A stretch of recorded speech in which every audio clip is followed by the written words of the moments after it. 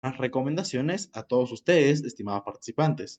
En primer lugar, invitarles a poder participar activamente en esta sesión con sus preguntas o dudas que nuestro estimado doctor estará contento de responder, para lo cual levantar la mano para habilitar el micrófono o escribir en el chat su pregunta formular, dirigirse con respeto hacia nuestro ponente y los participantes presentes. En caso se note un comportamiento inadecuado, se le retirará de la sala. Con respecto a la asistencia, esta es controlada por la misma aplicación del Zoom, por lo cual no es necesario que escriban sus datos en el chat. Y por último, para aquellos que reciben este curso en un teléfono móvil, procurar tener desactivada la función de anotar o rayar las diapositivas. Sin más preámbulo, empezaremos a grabar la sesión y ahora sí le damos el pleno uso de la palabra a nuestro queridísimo doctor Enrique Pimentel Palomino. Muy buenas noches, doctor. Muy buenas tardes. Disculpe. ¿Cómo están? Buenas tardes a todos y todas. Es un gusto, en verdad, que estemos aquí. Incluso yo felicito bastante a la Escuela Jurídica de Posgrado por hacer ese tipo de iniciativas en temas de corrupción que realmente son muy, pero muy relevantes, muy importantes. Pero también, sobre todo, a ustedes, a doctores y doctoras, que un sábado a las 4 de la tarde vamos a hablar de temas de verdad muy interesantes. Me voy a esforzar para que esto salga muy bien, para que puedan entenderme, pero sobre todo no para hablar netamente de una clase, digamos, muy teórica, sino hablar de las nuevas tendencias que vienen en la corrupción y sobre todo de privados. Algo curioso es que, bueno, yo tengo 26 años, ya hice mi segunda especialidad en temas de prevención y control de la corrupción, así que esto es algo que yo he visto también en el trabajo, el pan de cada día, trabajé en la Fiscalía de la Nación, veía estos casos. Y el privado, el particular, en realidad puede ser pasible de todo tipo de imputación. Y la primera parte de esta clase que quiero tocar es justamente eso, la relevancia del extraneos, el extraño, el de afuera, el ajeno, el tercero, dentro de delitos que son delitos especiales. Vamos a hablar sobre la parte general, el derecho penal que creo que nos gusta a todos y todas, y también vamos a hablar de los puntos más específicos y sobre todo lo que regula el Código Penal, que en realidad no basta, ¿eh? Adelanto opinión, no basta. Además de eso, también agradecerles a todos y todas también, porque ya les dije un día antes del Día de la Madre, creo que eso es aplaudible para todos ustedes y yo los admiro bastante. Sin más, voy a en todo caso compartir pantalla. A ver, ¿podrían, por favor, comentarme si es que se ve la presentación? Yo les agradecería muchísimo. Sí, doctor, sí se logra visualizar. ¿Sí? Está bien, muchísimas gracias. Bien, el día de hoy vamos a hablar sobre los delitos cometidos por particulares contra la administración pública, pero ojo, no necesariamente, y yo quiero enfocarme en eso, o sea, insisto, de la importancia de que un extraneus tiene dentro de la corrupción en el Perú, en el mundo, pero sobre todo en el Perú. ¿Y por qué esos delitos, que son cuatro, que están regulados en el capítulo 1, que le regulan los delitos de corrupción, no bastan? Porque en realidad un privado tranquilamente podría cometer un delito de corrupción, incluso siendo autor. Ojo, incluso siendo autor. Y eso es muy importante saberlo. Para esto, esta clase va a ser muy dinámica, se los prometo. Tiene tres puntos importantes. La primera es hablar de la parte general de los delitos contra la administración pública. Vamos a hacer un recordaris porque entiendo que en, en este curso de la Escuela Jurídica de Posgrado ya seguramente han visto la parte general y seguramente van a seguir viendo las partes especiales, pero es necesario recordarlo y sobre todo hablar de temas contemporáneos. Por ejemplo, ¿por qué ya los delitos de infracción de deber no tienen mucho peso en la actualidad? Quizá no lo saben, quizás sí. ¿Por qué no ver en todo caso nuevas teorías, como el del profesor Schunemann, que habla sobre el acercamiento o el dominio sobre la vulnerabilidad del bien jurídico, la proximidad del bien jurídico? Vamos a tocarlo muy profundamente también.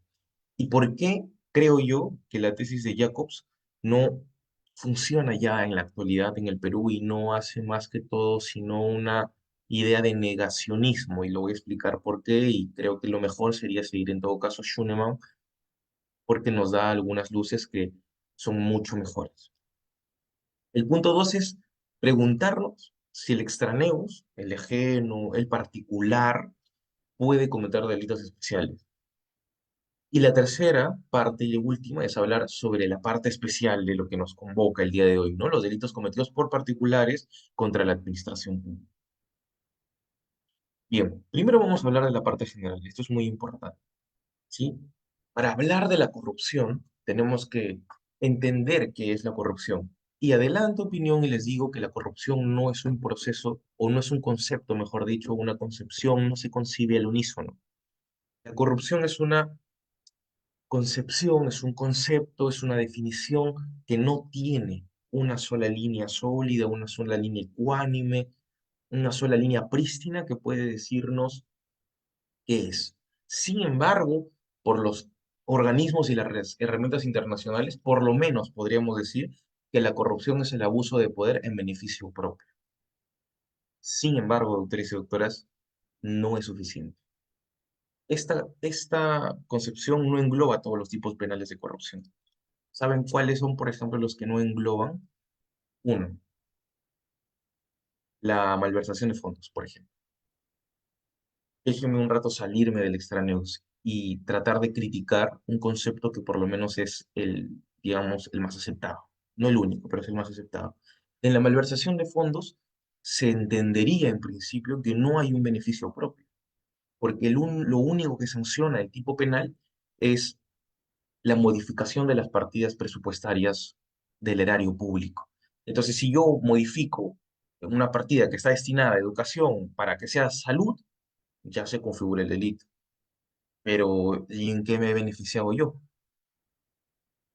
Ustedes me dirán, sí, pero a veces hay, como yo tengo una discusión con una compañera cuando estaba llevando esta especialidad, me decía, pero no, Enrique, lo que sucede es que no lo estás entendiendo bien, me decía, porque a veces, cuando, por ejemplo, en vez de salud, un alcalde o cualquier funcionario que tiene ese rango de función lleva de salud, el presupuesto de salud, a un presupuesto de colegio para que mejore el colegio porque sus hijos están ahí, eso ya es beneficio propio. Pero ojo, eso no es malversación de fondos. Eso ya se convierte en qué. A ver si lo saben, ayúdenme. ¿En qué podría convertirse si hay un beneficio propio y uno utiliza ese dinero del Estado en beneficio propio?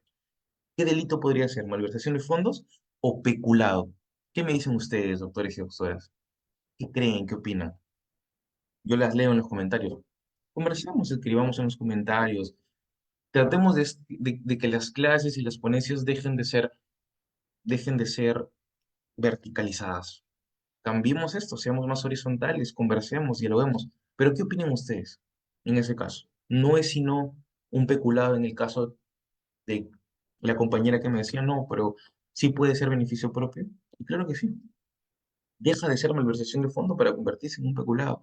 Es decir, hasta el concepto más aceptado por un gran sector que se dedica a ver esos temas de corrupción es no tan vasto. Pero bueno, con todas estas salvedades es por lo menos lo que aún tenemos, porque el Código Penal aún regula estas conductas y tenemos nosotros en todo caso que encontrar una solución para esto. Un concepto que pueda ser armonioso con todos los tipos penales. La corrupción, ya lo sabemos, es pública o es privada, pero en principio, en forma prístina, en origen, la corrupción tiene en principio un origen más público que privado. Es público porque la corrupción tiende a afectar el interés público. Como un general del Estado, como un general del gobierno, como un general del país, un general de nación. La corrupción malogra una institución, pero en principio viene desde el poder público. Y esto viene hace muchísimo tiempo, desde la monarquía, cuando uno existían empresas, cuando uno, no, o sea, desde el virreinato, viene hace mucho. La corrupción ya lo escribía Quirós, que es un profesor de la Pontificia Universidad Católica del Perú, mi casa de estudios, viene hace muchos años. Esto es as- mucho más antiguo incluso que otras figuras, que el propio derecho penal incluso. Bueno, sea como sea. La corrupción mella. El Estado es en principio más pública que privada Se pueden dar en ambos ámbitos, claro que sí, pero en principio siempre es un abuso de poder. Digamos, yo recortaría que la corrupción es el abuso de poder. Quizá no en beneficio propio, porque también puede ser en beneficio impropio, pero en principio es un mal que atañe en realidad a todos los funcionarios, a todos los estudiantes de derecho, a todo el mundo. Porque estudies o no derecho, trates o no de entender la corrupción, si alguien corrompe el Estado, como decía el profesor Bernd Schunemann, que es profesor alemán, poco a poco se va deteriorando una pobre y triste institución pública. Y en algún momento esas consecuencias van a afectar a algunos ciudadanos, a ti o a mí, pero en algún momento lo van a hacer. A través de esto, el derecho penal trata de hacer una suerte en el tiempo y en el Código Penal de 1991, una criminalización, en algún punto incluso hasta una sobrecriminalización del Código Penal anterior al de 1991, y coloca los delitos de corrupción en función pública en el capítulo 4 del Código Penal. Básicamente es una historia resumida, es una historia breve de cómo es que ya la corrupción deja de ser una práctica para convertirse también en algo normativizado, algo regulado, algo sancionado y algo punido. Pero yo quiero que algo quede claro.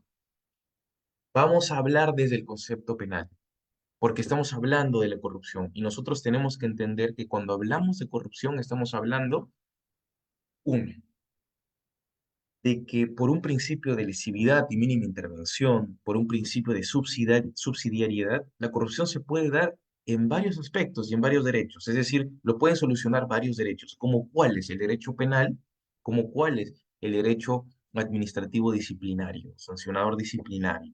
También lo puede ser, claro, que es básicamente derecho administrativo. Pero cuando la conducta llega a derretir, cuando la conducta llega a pronunciarse perjudicialmente, de manera que ya el derecho administrativo tampoco puede tener en cuenta una solución, doctores y doctoras, entra el derecho penal. Y aquí está mi pregunta que quiero hacer con ustedes y quiero ver que podamos conversarlo juntos. Y si no lo conversamos, al menos responderme por el chat. ¿Funcionario público tiene un concepto igual al derecho penal y al derecho administrativo? ¿Qué me dicen ustedes, doctores y doctoras? ¿O qué creen? ¿Sí o no? ¿Qué opinan? ¿Es igual? ¿No es igual? Y si fuese igual, en todo caso, el concepto administrativo y el concepto penal entonces tienen una armonía en conceptos, ¿no? ¿Qué opinan ustedes? ¿El funcionario público es lo mismo para el derecho penal que para el derecho administrativo? ¿Es igual? ¿Son diferentes? Pueden escribir en la caja de comentarios. ¿Qué me dicen? El doctor Peralta nos dice no es igual. Claro que sí, no es igual. ¿Y saben por qué no es igual? ¿Saben por qué no es igual? Por dos principios. Muy bien, doctor Nazario, muchísimas gracias. Por dos principios. Ustedes como abogados o como funcionarios o como estudiantes de derecho tienen que entender que están aquí y que estudian derecho no para comprender las consecuencias, sino para entender las causas. Porque cualquiera puede ver las consecuencias, cualquiera puede ver el resultado, pero no cualquiera puede identificar la causa. Y el funcionario público no tiene un concepto igual en el derecho penal y en el derecho administrativo por una simple razón. Bueno, entre varias, una de ellas es los principios que rige cada derecho, cada fuero. El derecho administrativo, a pesar de que parte del derecho público como el derecho penal, tiene un derecho muy fuerte, muy, pero muy fuerte, que también lo tiene el derecho penal, pero con distinciones. Es el principio de legalidad. En cambio, el derecho penal tiende a tener otros principios que le importan muchísimo más que la simple literalidad de la norma.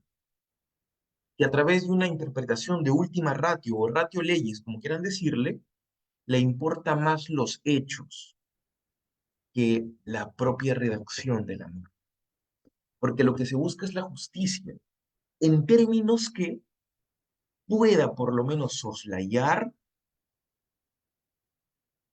respetando derechos fundamentales, derechos humanos, la poca o el mucho perjuicio que ha generado un acto de corrupción en esa institución. Y el derecho penal busca eso, busca identificar los hechos. Al derecho penal le importan los hechos. Ojo, doctores y doctoras, los hechos. Al derecho penal también le importan las normas, incluso es un principio de legalidad. Pero si la norma viene revestida de tal forma que en los hechos podamos nosotros concluir que una persona, por ejemplo, que no tiene ningún título de funcionario público, actúa como funcionario público, es muy probable que para el derecho penal esa persona, bajo ciertos criterios jurisprudenciales y dogmáticos, pueda ser considerado como funcionario público, que para el derecho administrativo no sería en cuestión jamás, y no tendría jamás esa cualidad. Así que es importantísimo entender que el funcionario público tiene un concepto penal muy distinto al concepto administrativo. Por eso, doctores y doctoras, yo, con mucho cariño y con mucho agrado para ustedes, hice una suerte de árbol o mapa conceptual que puede identificar qué es un funcionario público a efectos de derecho administrativo. Esta diapositiva es muy importante, muy, pero muy importante. Y seguramente ya la Escuela Jurídica de Posgrado se les va a compartir y yo también se las puedo compartir en el chat terminado la sesión. Así que no se preocupen por tomarlo en foto, yo se las voy a pasar. Todo, todo, todo. Incluso algunos libros que les voy a regalar o que seguramente ya se las pasé a la Escuela Jurídica Posgrado y se les va a pasar. Pero miren, el concepto de funcionario público está regulado en el artículo 425, ¿ya? En el artículo 425 del Código Penal, ojo, de nuestro Código Penal. Y la legislación penal nos da a entender, bajo una serie de supuestos, el funcionario público puede ser mucho, pero mucho, más de un entendimiento amplio que de un entendimiento restringido como lo tendría el derecho administrativo, que podría encontrarse incluso su concepto. ¿Saben dónde lo encuentra? El concepto de funcionario público en la ley del servicio civil en el artículo 3. Es el artículo 3 cuando da definiciones funcionario público. Pero el derecho penal no dice, no, no es eso, es más, el funcionario público es más grande. Entonces, el derecho penal por lo menos nos da un concepto formal. Ojo, digo que el funcionario público a efectos penales importa más en los hechos, pero al menos nos da el Código Penal una concepción formal en el 425. Y para esto tenemos que entender que el funcionario público cumple dos requisitos muy importantes para que sea considerado funcionario público. El requisito uno nos dice que el funcionario público tiene participación en el ejercicio de la función pública. Y el requisito 2 nos dice que el funcionario público tiene un título habilitante para el cargo público. ¿Qué significa participación y qué significa título habilitante? El funcionario público a efectos penales tiene que tener de manera concurrente estos dos elementos. Si le falta uno, doctores y doctoras, ya no es considerado funcionario público a efectos penales. Ya no lo es. ¿Cómo uno tiene participación en la función pública? De tres formas, según el derecho penal. Bajo la ley, cuando se establece por ley, bajo una elección popular, el máximo ejemplo, los presidentes o los alcaldes, ¿no? O cualquier funcionario que tenga una participación en el ejercicio de la función pública por una votación o una elección, o la designación por autoridad competente, que básicamente es más un rango jerárquico verticalmente establecido. Y cómo la siguiente pregunta es, ¿cómo tiene título habilitante? Muy fácil. Con tal de que el funcionario público tenga la posibilidad de ejercer en el cargo funcional, doctores y doctoras, ya existe un título habilitante para que ejercen ese.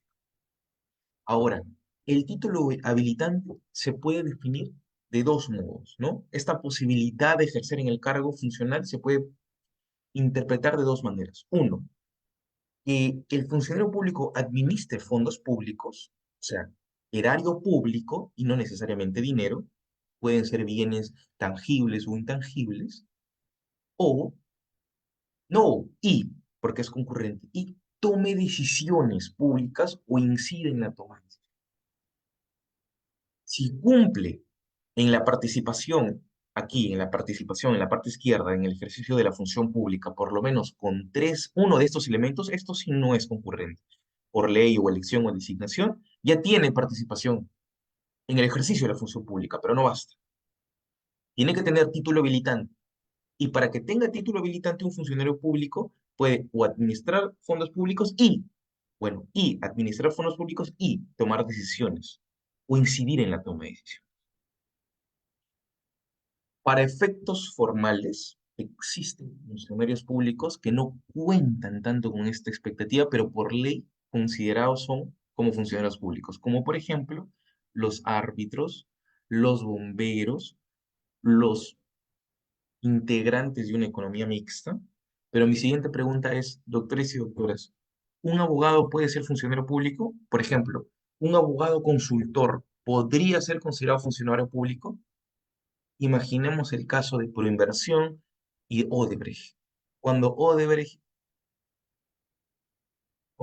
concierta con Proinversión para que, por ejemplo, ya, ese es el caso clarísimo, ¿no? Cuando se habla del caso del gasoducto surperuano, Odebrecht concertó con Proinversión, pero para que concierte con Proinversión, Proinversión tenía que tener un informe jurídico que avale la decisión de esta firma. Y un abogado privado hizo tranquilamente este informe jurídico a solicitud de la administración pública. Ojo, el abogado es privado, pero la administración pública tomó este informe jurídico como si fuese suyo. Mi pregunta es, doctores y doctoras, ¿un abogado podría ser en ese caso considerado como funcionario público? ¿Sí o no? ¿Qué opinan ustedes? A mí me basta con que me digan sí o no. No necesito ni siquiera que me puedan decir sí, porque tal. Pero ¿qué consideran ustedes? Ya sabemos que el árbitro puede ser considerado como funcionario público.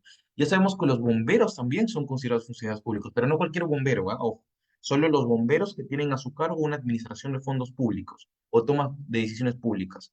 Y no importa si le pagan o no, porque lo de los bomberos es un voluntariado muy altruista y aplaudible, pero por ejemplo, si es un bombero que no tiene a su cargo ningún tipo de administración de fondos públicos, como por ejemplo no tiene a razón de su cargo la posibilidad de comprar mangueras, por ejemplo, o comprar herramientas, o comprar automóviles, o comprar esos grandes camiones cisterna, entonces no es considerado funcionario público. ¿Por qué? Porque no podría tener la toma de decisiones, ¿no? Así que cuando se habla de bomberos, se está hablando de por lo menos bomberos administrativos.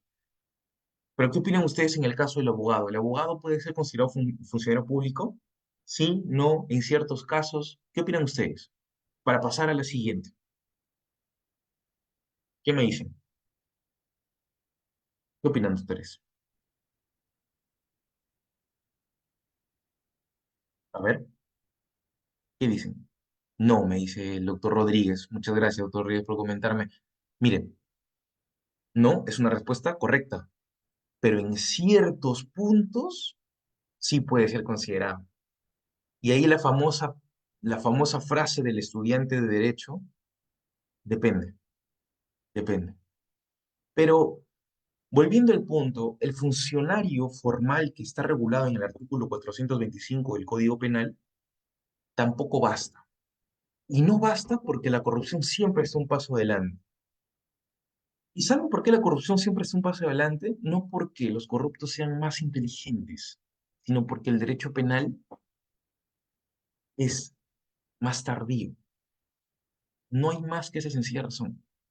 El derecho penal puede ahora, bajo técnicas e investigaciones contemporáneas, tener un principio de prevención, el derecho penal preventivo. Sí, claro que sí, sí puede ser. Pero en principio siempre, pero siempre, el derecho penal va a llegar después. Por eso la corrupción siempre está un paso adelante, porque llega antes. No se puede sancionar a una persona que no ha corrompido. Se sanciona a una persona que ya corrompió. Entonces, si bien en el artículo 425 del Código Penal encontramos un funcionario formal, aún, doctores y doctoras, aún nos falta. Porque ¿qué pasa, doctores y doctoras? ¿Qué sucede? ¿Qué sucede cuando hay una persona que no cumple con alguno de estos requisitos? Por ejemplo, tiene participación en el ejercicio de la función pública, pero no es designado por ley, no ha sido designado por elección y tampoco ha sido designado por autoridad competente. ¿Qué hacemos? Pero tiene título habilitante. ¿Por qué? Porque ejerce en los hechos un cargo funcional. ¿Qué hacemos? No entra como parte funcional formal. ¿Al derecho penal le importa solamente la norma? Ya les dije, no. Importan los hechos. Y eso lo vamos a ver más adelante. ¿Por qué estoy tocando esto? Porque es muy importante que nosotros entendamos qué es un funcionario público para poder comprender recién qué es un particular en el ejercicio de la función. Para esto, yo creo que lo que más se ha tocado en el derecho, en las escuelas jurídicas, en las universidades, es la teoría de infracción de deber, que no es más que otra cosa que la derivación de los delitos especiales, o la fuente o la explicación de los delitos especiales. Yo sé que a muchos de nosotros y nosotras les gusta hablar sobre la parte general del derecho penal. Hablemos de la parte general del derecho penal. Una breve historia. Los delitos de infracción de deber vienen a causa, ojo, no vienen a causa de Jacobs. Los delitos de infracción de deber vienen a causa de Roxin. Quien acuña por primera vez ese término ni siquiera es Roxin. Parece que es Frank, un jurista mucho más antiguo que Roxin, pero trata de estudiar por qué los delitos especiales son diferentes a los delitos de dominio. Y Roxin en su obra de 1991, me parece, en un texto que habla sobre delitos de infracción de deber, recién empieza a estudiar esto con mayor fundamentación. Y claro, Jacobs viene, agarra esa investigación y la mejora. Digamos que la mejora, ¿no? Pero de manera muy distinta, ¿ah? Muy diferente, le da otro enfoque. Y lo vamos a ver.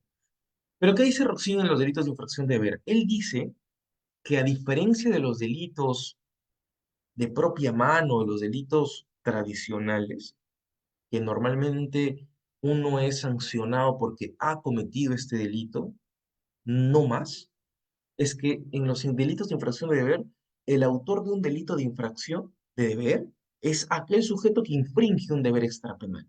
Eso es lo que dice Roxin a priori en un inicio. Es decir, el derecho penal sanciona las conductas a algunos sujetos con cualidades especiales, no porque cualquiera persona los pueda cometer, sino porque han tenido un deber de relacionarse, de proteger esta forma, este deber, y no lo han hecho. Y por eso el derecho penal los sanciona, los castiga.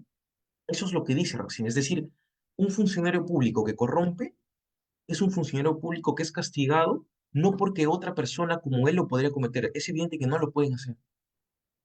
Si no se les sanciona, se los castiga porque tenían un deber y no han respetado este deber. Esa es la razón y la distinción entre los delitos de infracción de deber y los delitos de dominio del hecho. Sin embargo, existen más.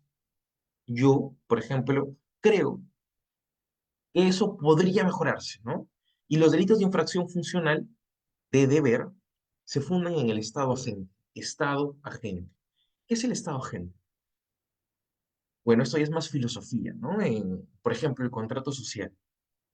Mucho se habla de que el derecho penal es una suerte de castigador, es una suerte de agente que sanciona de manera invisible, pero las personas se dejan sancionar, las personas se dejan castigar porque el derecho penal también los protege. Entonces es como un sinalagma, una contraprestación, una reciprocidad. Y el Estado agente viene a ser el Estado, el gobierno, las instituciones, y el agente viene a ser ¿quién? Los funcionarios públicos y las personas. Entonces, esto, bajo el punto de los funcionarios públicos, invoca un deber inquebrantable. con la administración pública. Eso es importantísimo entenderlo. Por eso la gran diferencia, como ya les dije, entre Roxin y Jacobs es que cuando Roxin habla de los delitos de dominio, Roxin está hablando de los delitos tradicionales, o lo que por lo menos llamaría como delitos de primera velocidad del profesor Silva Sánchez. Y estos lo cometen todos, todos, como por ejemplo el homicidio, las lesiones, la violación, el feminicidio, la estafa, un montón de catálogo de delitos que pueden cometer todas las personas. Y esos son los famosos delitos cometidos por los extraneos, o el extranei, o el ajeno, o el extraño, o el tercero, o el de afuera, como le quieran llamar. Pero Jacobs acuña el término que en principio utilizó Roxin para hablar de los delitos de infracción de deber y le dice, no, los delitos de infracción de deber son delitos funcionariales. Uno de esos delitos funcionariales parten de los delitos de infracción de deber. En principio son delitos especiales. Pero como hablamos de corrupción, vamos a hablar de los delitos funcionariales. Lo que Silva Sánchez le diría delitos de segunda velocidad, como que entrarían en esa segunda velocidad al ser sujetos muy peligrosos. ¿Por qué son sujetos? Yo les quiero explicar algo. ¿Por qué una persona con saco y corbata puede ser más peligrosa que una persona que, por ejemplo, fuma en la esquina y se dedica a robar carteras? ¿Por qué? Porque una persona que tiene saco y corbata y que trabaja en la administración pública, que trabaja como fiscal, o ha sido, por ejemplo, fiscal de la nación, o ha sido, por ejemplo, juez supremo, ¿no? Y tiene estos vínculos con otras personas y empieza a corromper, es mucho más peligroso porque el poder que tiene es mucho mayor. Hay una persona que para robando carteras. No digo que una sea más punible que la otra. La otra, ambas son peligrosas y punibles, pero hasta una persona con saco y corbata puede ser mucho más peligroso que una persona que puede robar o puede incluso hasta matar, porque el daño que puede hacer una persona que es, digamos, tiene una instrucción mucho mayor, es mucho más inteligente, tiene más poder, es mucho mayor que una persona que puede hacer un daño solo a una persona. Tengamos en cuenta esto, porque una vez que lo entendamos, vamos a poder comprender la gravedad del asunto. Y a los delitos de infracción de deber, que son delitos especiales, se les llama y se les dice delitos cometidos por intraneus, internos, intranei, interiores, ¿no? Parte de. O sea, son los delitos que se cometen por personas que tienen una cualidad especial que el tipo penal exige. Jacobs se queda con esto, ¿no? Un delito de infracción de deber es un delito especial, cometido solamente por personas con una cualidad distinta, una cualidad especial. Pero luego viene Schunemann y dice, no, mm, mm, yo sé que en el Perú los delitos de infracción de deber, cuando se habla de delitos de corrupción, son delitos, o por lo menos es una tesis que ha tenido bastante repercusión en el Perú, bastante repercusión. Pero yo el día de hoy les propongo seguir una tesis distinta, que me parece que es mucho más justa y se aplica mejor al Perú, que es la del profesor Bernhard Schunemann, que también es alemán. ¿Qué nos dice Bernhard Schunemann? Bernhard Schunemann nos dice que los delitos de dominio sobre la vulnerabilidad del bien jurídico fundamentan los delitos de infracción de deber, desde un punto de vista distinto. Es decir, los delitos especiales son delitos de dominio sobre la vulnerabilidad del bien jurídico. ¿Qué quiere decir esto? Les explico. Muy fácil. Que lo que protege el derecho penal ya no es el hecho de que una persona, ojo, lo que protege el derecho penal ya no es el hecho de que una persona incumple su deber. No, para nada. Sino que lo que protege el derecho penal es el hecho de que una persona, teniendo acceso a la vulnerabilidad, teniendo acceso para vulnerar el bien jurídico, lo vulnera. Ese es el tema. Es muy diferente, es una explicación distinta, es un concepto y un enfoque diferente. Es decir, de nuevo lo digo, una persona con cualidades especiales tiene dominio sobre sobre la vulnerabilidad del bien jurídico. ¿Por qué? Porque puede acceder de manera más rápida, tiene una proximidad a vulnerar el bien jurídico. Y porque tiene esa proximidad a vulnerar el bien jurídico, como un funcionario público cualquiera, entonces puede vulnerar. Y esta explicación para mí es mucho, pero mucho más interesante y más factible en el contexto peruano, porque deja o elimina la impunidad en muchos casos.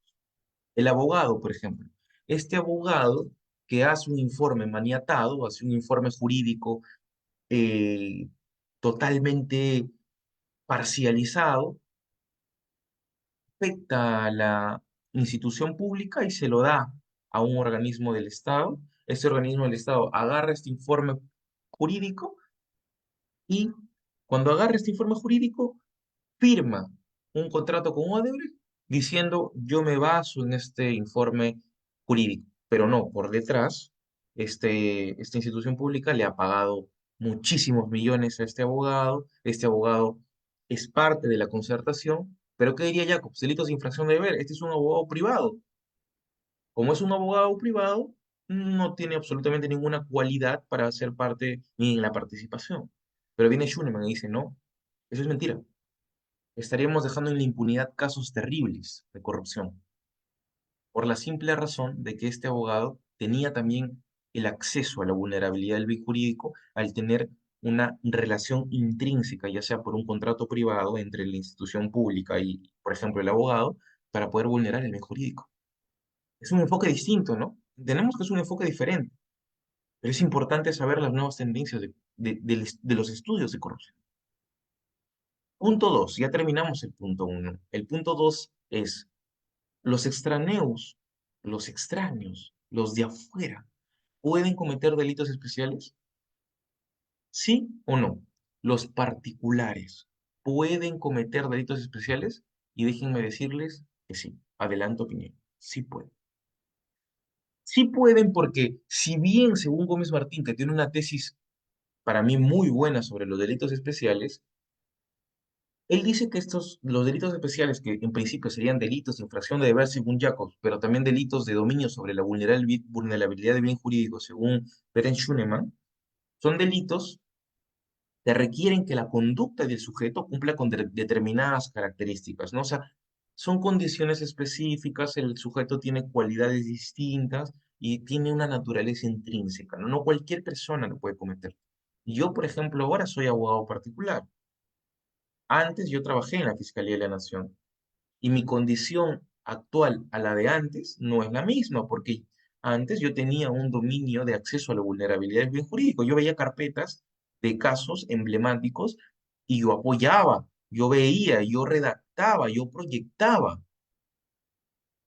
Y si en algún momento alguien me hubiese pagado para yo maniatar esa información, tranquilamente podía haber sido autor. Pero ahora que soy particular, yo no tengo acceso a eso, no puedo acceder. Y si pudiera acceder por mis lazos y mis vínculos con el trabajo, sería diferente. Si yo pudiese entrar y salir al despacho como si fuese mi casa y maniatar estas denuncias, estas investigaciones que son muy, pero muy privadas, muy discretas y también parten del interés público, entonces sería diferente. Pero si fuese así, con un concepto de Jacobs, por ejemplo, yo sería totalmente inimputable porque no cumplo con esas características especiales. Pero si Bert Schunemann vería el mismo caso, diría, no, tú tenías dominio de acceso a la vulnerabilidad bien jurídico porque tenías la proximidad de poder vulnerarlo. ¿Cómo? Con algunas relaciones que yo tenía con algún fiscal, por ejemplo, entrar y salir al despacho como si fuese mi casa, ¿no? Entonces tenemos que entender que eso es muy importante. Ahora, hablemos del extraneus. ¿Qué se entiende por extraneus? Bueno, extraneus, extrañé, distinto, el de afuera, el extraño, ¿no? ¿Qué se entiende por eso? Es que el sujeto no reúne una cualidad especial que el tipo exige. Es decir, puede ser cualquiera. Yo, usted que me está escuchando, doctor o doctora, la persona que pasa por su cuadra, su vecino, todos somos extraneos, todos somos extraneos. Hasta el intranei es extraneo en algún punto. ¿Cómo? Por ejemplo, si hay un juez, pero ese juez corrompe a un policía porque el policía de tránsito lo agarra porque está manejando, por ejemplo, una velocidad extralimitada y el juez lo soborna, ese juez que en principio sería un intraneus dentro de su competencia, en ese caso en concreto se vuelve extraneus. ¿Por qué? Porque no es parte de la jurisdicción como, o no tiene los poderes y las cualidades especiales que le exigiría un tipo penal o un policía que no corrompa. Por ejemplo, cohecho en el ejercicio de la función policial, por ejemplo, o tránsito, ¿no? Entonces el extraneus no reúne ninguna cualidad especial. Somos todos. Si el sujeto actúa, ojo, pero en corrupción, ahora vamos a extrapolar eso de la corrupción. Si el sujeto actúa en los hechos como un funcionario, si el derecho penal identifica, doctores y doctoras, que el particular actúa como funcionario público en los hechos, parece funcionario público en los hechos, es considerado como funcionario público a efectos penales. Eso es muy importante entender, porque si usted es un abogado eh, particular, por ejemplo, y tiene a su cargo algún caso de corrupción, y esa persona no es funcionario público y tiene un vínculo de corrupción, podría tener en cuenta que su patrocinado sí puede ser pasible a efectos penales de ser considerado incluso como funcionario público. Porque basta que alguien actúe en el deber del otro, por ejemplo. Pero cada caso en concreto, no podemos para nada extender interpretaciones. Siempre cada caso en concreto. ¿Por qué? Porque ahí nace la famosa o el famoso ejemplo del funcionario de facto. ¿Qué es un funcionario de facto? ¿Qué significa facto? Hecho.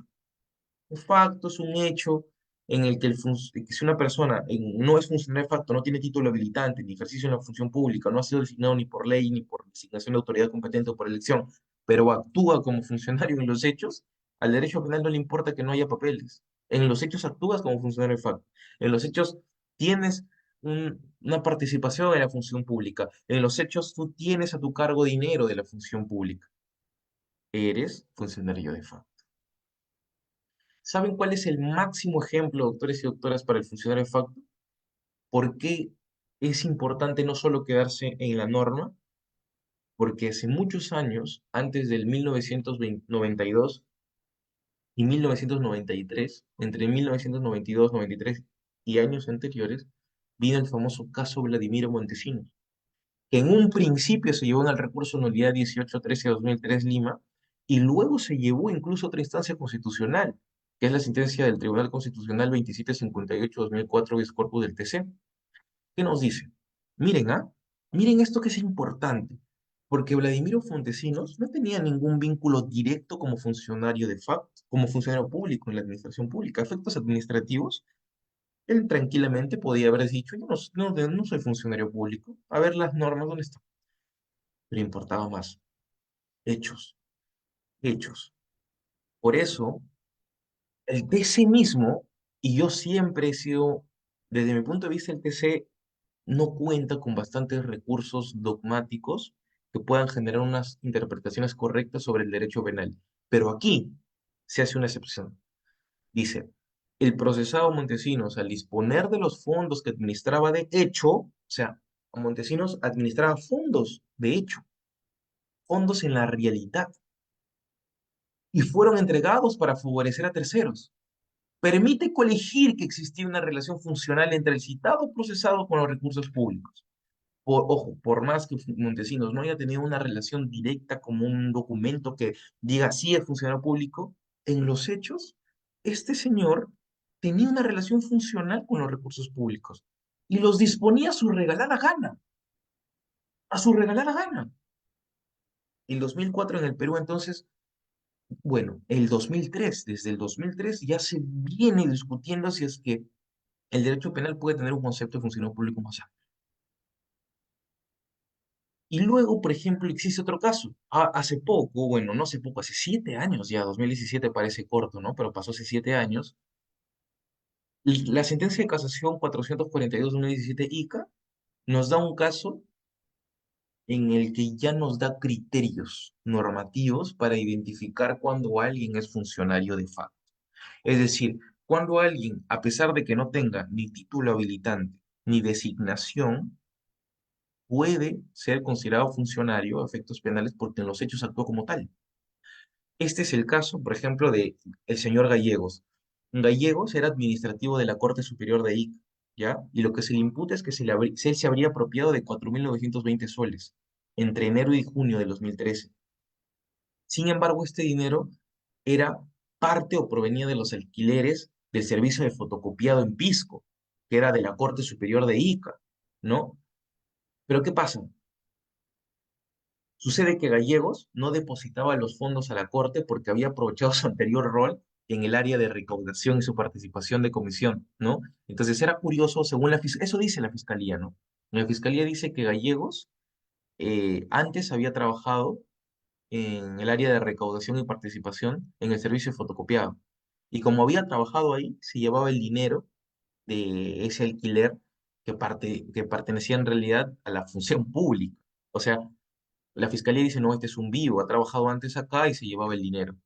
Curiosamente, lo absuelven.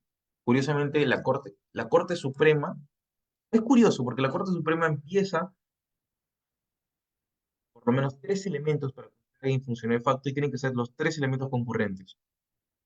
La existencia legal del cargo, que lo vamos a explicar, la posesión del cargo y la apariencia de legitimidad. La apariencia legal del cargo, ¿por qué? Si una persona en documentos o en papelitos no tiene una relación directa como funcionario como un funcionario público, doctores y doctoras, por lo menos para que alguien pueda ser considerado funcionario de facto, debe haber una existencia legal del cargo. ¿Qué significa esto? Que el cargo debe ser reconocido dentro de la estructura administrativa oficial de la institución. Este reconocimiento siempre debe implicar responsabilidades, funciones y expectativas. Siempre, siempre, siempre, siempre. En el caso del señor Gallegos, que acabo de comentarles hace un momento, el cargo sobre recaudador de fondos del servicio de fotocopiado no estaba como parte de las funciones de la Corte Superior de Ica. Y por esa razón lo absuelven. Pero no solo es la única, hay más. Aparte de una existencia legal del cargo, o sea, debe existir ese cargo, debe existir, debe ser preciso. Usted debe decir, este señor en los hechos actuaba como un funcionario desde esta área en específico, desde esta área en específico, y esa área debe existir, ese cargo debe existir. Si ese cargo no existe, entonces no puede ser considerado funcionario de facto. Aparte de la existencia legal del cargo, el señor debe tener, bueno, una persona que actúa como funcionario de facto también debe tener posesión del cargo. Es decir, debe actuar, debe haber una puesta en escena, digamos, ¿cómo? Que es funcionario, esta persona actúe como funcionario de manera pacífica, pública y permanente. Las famosas 3P, ¿no? La posesión de la posesión. Pacífica, pública, continua o pacífica, pública, permanente. ¿Esto por qué? Porque si esta persona que actúa como funcionario de facto, que en los papeles no es funcionario público, acepta una práctica que se reconoce como parte del rol, la gente lo ve, es evidente que este pata maneja, por ejemplo, como Montesinos, que manejaba a su antojo el erario público, cediendo un cargo. Pero último y concurrente, debe haber una apariencia de legitimidad, doctores y doctores. Es decir, no solamente que hable de manera, o actúe, mejor dicho, de manera pública, permanente y pacífica, sino también que este cargo tenga una apariencia de legitimidad. Como Fujimori manejaba a su regalada gana y a su antojo el dinero del país, pero existía una apariencia en la autoridad legítima. Por ejemplo, que decían que era el jefe del GI, ¿no? Partía de la inteligencia. No, sí, sí, ese señor Montesinos, el jefe, pero en realidad era otro. Entonces debe haber una apariencia, ¿no? También una apariencia en el que, por lo menos, se le identifique como un funcionario público, por más que no lo sea. O se crea, mejor dicho, que es un funcionario público. ¿Por qué? Porque desempeña funciones como si lo fuera. A todo esto, doctores y doctoras, queda clarísimo que el concepto de funcionario de facto es un concepto amplio para el derecho penal. No basta con el 425, hay más.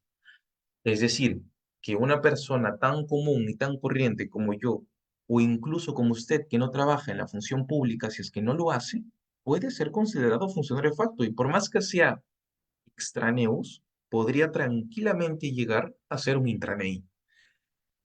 Por eso tenemos que ahora, ya que sabemos cuál es el concepto funcional de facto, hablar de la autoría y la participación en los delitos especiales. Es muy fácil esto, porque esto se regula bajo la parte general del derecho penal. El artículo 23 regula la autoría. Si ustedes abren su codiguito penal, van a ver que en el artículo 23 está la autoría y cómo se regula. Lo mismo en el artículo 25, pero ya no como autoría, sino como participación. Y ojo, un punto muy importante que mucho se ha discutido en la actualidad, sobre todo por el caso de los cuellos blancos. El artículo 26, la incomunicabilidad de la autoría y la participación. ¿Qué quiere decir esto? El artículo 26 ha sido bastante discutido porque muchas personas han dicho que los delitos especiales no pueden tener partícipes. No puede haber participación, no puede haber complicidad en los delitos especiales. Gracias a Dios, y digo gracias a Dios porque ya para mí la corrupción en el Perú es tremenda, ya se ha cambiado felizmente esa concepción. El artículo 26 básicamente dice que lo que hace un autor no puede inmiscuir, o sea, es incomunicable para los partícipes, pero no debe entenderse de manera que un partícipe no pueda ser capaz de ser sancionado en un delito especial. Debe entenderse más bien, y eso ya está en la doctrina actual, me parece que ya incluso establecido, que debe entenderse desde la punibilidad. ¿Qué quiere decir esto?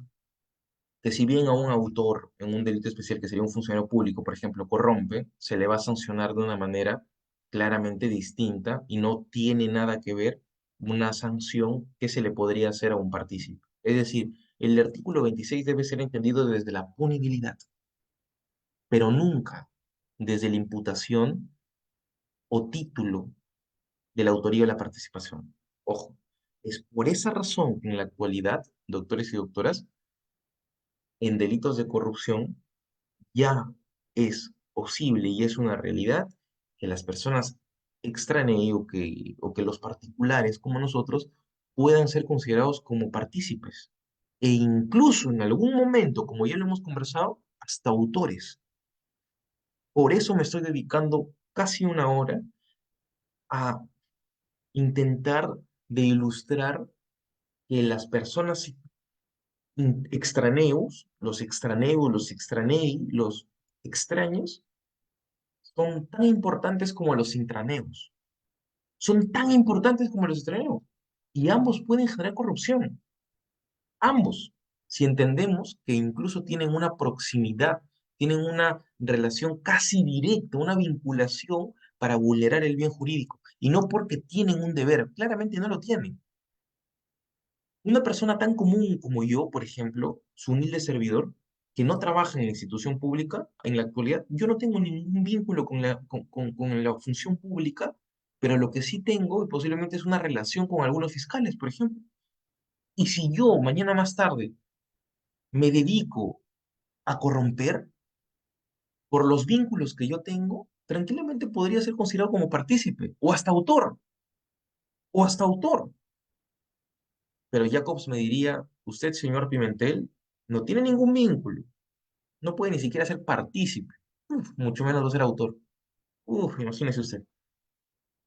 Entonces, ya sabemos que es muy importante tanto el particular, sin dejar de lado, claro, la mayor preponderancia e importancia frente al sujeto que reúne la cualidad especial como el funcionario público.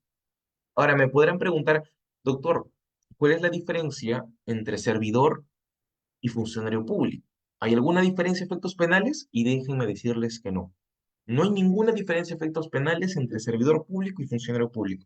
La diferencia es más administrativa. El derecho administrativo lo distingue.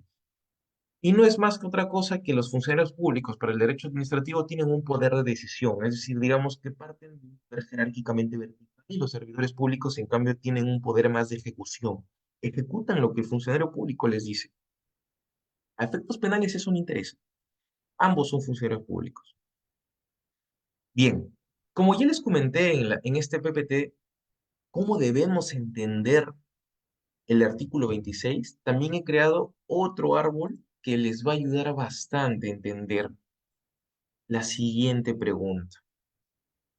El profesor Montoya, que es profesor de mi casa de estudios, que es Iván Montoya, que se ha dedicado profundamente a investigar sobre los delitos de corrupción, Iván Montoya Vivanco, en 2015 publicó un libro sobre un manual de delitos contra la administración pública muy bueno y en uno de sus apartados hace una pregunta. Es una pregunta muy fuerte, doctores. Es una pregunta muy fuerte. Y dice, un ciudadano puede, o sea, que no es funcionario público, puede ser sancionado penalmente por un delito funcional y hace toda una suerte de historia muy breve y nos dice que existen por lo menos dos tesis, de acuerdo a lo que nosotros creamos y respondamos, evidentemente.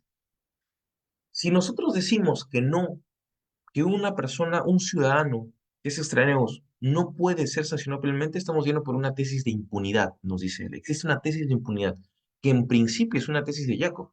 Claro, en la actualidad, si ustedes leen los artículos de Jacob, Jacob dice, ya, sí se puede. Cambia, cambia su tesis de un inicio, que decía que no se puede. Ahora él dice, sí se puede por las reglas generales del Código Penal, sí se puede. Pero en principio antes él decía que no se podía. Él y muchos más de sus seguidores decían que no se podía. Claro que no. Y esto fue la famosa tesis de impunidad. ¿Por qué impunidad? Porque por más que un ciudadano participe en un delito de corrupción, no podría para nada ser sancionado. Pero existe un sector, y ahora es un sector respetable y mayoritario, yo diría que incluso el 95% ya no discute esto, es más un tema que ya está preestablecido incluso. Dirían al unísono y, y de forma ecuánime y unánime que sí un partícipe puede ser responsable de cometer un delito funcionarial. Y esa es la famosa tesis de responsabilidad. Pero ojo, aquí también hay discusión. Si nosotros decimos que un partícipe, que un ciudadano puede ser partícipe, ¿cómo lo imputamos? ¿Como autor o como partícipe? Existen dos tesis. La tesis de la ruptura del título de imputación y la tesis de bueno, teoría, no tesis, la teoría de la unidad del título de imputación. Yo me quedo con esta última. Les digo por qué. La teoría de la ruptura del título de imputación nos dice que si una persona comete, por ejemplo, un delito funcionarial, se le debe imputar de autor, no como partícipe, pero no del mismo delito funcionarial, no del mismo delito especial, sino de un delito parecido, que es un delito común. Les doy un ejemplo que se entiende más. Por ejemplo, si hablamos del delito de colusión, ¿ya? Si hablamos del delito de colusión, que es la concertación entre un funcionario público y un particular para que puedan defraudar la competencia del Estado, este funcionario público sería pasible del delito de colusión tranquilamente. Pero, pero, el sujeto privado no podría ser partícipe del delito de colusión, bajo la teoría del título de la ruptura de imputación, sino ¿cuál sería el delito que más se acerca al delito de colusión por un delito común? ¿No es acaso el estafa? Por ejemplo, esta persona está estafando al Estado. Entonces se le va a imputar de autoría, pero por estafa, no por participación del delito de colusión. No por eso. O hecho, sido, ¿no? Estafa. O sea, sobornar. O por ejemplo, el delito de peculado. Si yo utilizo a un tercero para que ese tercero, bueno, agarre en el argot, si, en el argot coloquial es robar, ya sabemos que robar no es robar requiere amenaza, ¿no? Pero bueno, agarre computadoras y se las lleve para que luego se dividan esas computadoras para ese funcionario público. Y esa persona que se ha llevado las computadoras, este funcionario público deja las llaves de donde se guardan las computadoras nuevas y el otro viene, agarra la llave, abre el local y se lleva las computadoras. Para la ruptura del título de imputación, el funcionario público que dejó las llaves sería tranquilamente autor del delito de peculado de manera indirecta, porque hizo que otros se aprovechen, pero también al final tuvo el beneficio propio. ¿Cuál sería el delito que más se acerca para el peculado en este caso? El de hurto, ¿no es cierto? Y el otro sería autor de hurto. Pero esto tiene muchos problemas, doctores y doctoras. Tiene muchísimos problemas que en realidad, desde mi punto de vista, no satisfacen para nada una lucha contra la corrupción totalmente eficiente. La ruptura del título de imputación rompe la imputación en dos. No hay partícipe. Los dos son autores, pero de delitos distintos. Y eso es peligroso. Y luego está la teoría de la unidad del título de imputación. Yo me adhiero a esta y creo que ya la Corte Suprema también lo hace. La teoría de la unidad del título de imputación dice, no, la ruptura del título de imputación está mal, no se hace así. Aquella persona que piensa en eso realmente no discierne bien. Lo que interesa es un delito como tal. Y este delito como tal es ese delito especial. Corrupción, como por ejemplo peculado, cohecho, colusión, malversación de fondos, etcétera, etcétera, etcétera. Y esta persona que ha cometido un delito especial, que solo puede ser en principio un funcionario, y se apoya por un distinto, que es una persona común, o que por lo menos no tiene razón del cargo, no puede decidir en ese punto, va a ser partícipe. No es que va a ser autor de otro delito parecido o similar, no, va a ser partícipe. Y va a ser partícipe porque ha contribuido a que se vulnere el bien jurídico que se pretende proteger. Ahora aquí viene una crítica, porque siempre es bueno ver lo bueno y lo malo. Yo me adhiero a esta teoría de la unidad del título de imputación, pero existe una crítica que realmente es cierta. Por ejemplo, cuando uno comete un delito especial, realmente, supuestamente lo que se pretende proteger, por ejemplo, es un delito de colusión, es la imparcialidad del funcionario público. No, está bien, está perfecto.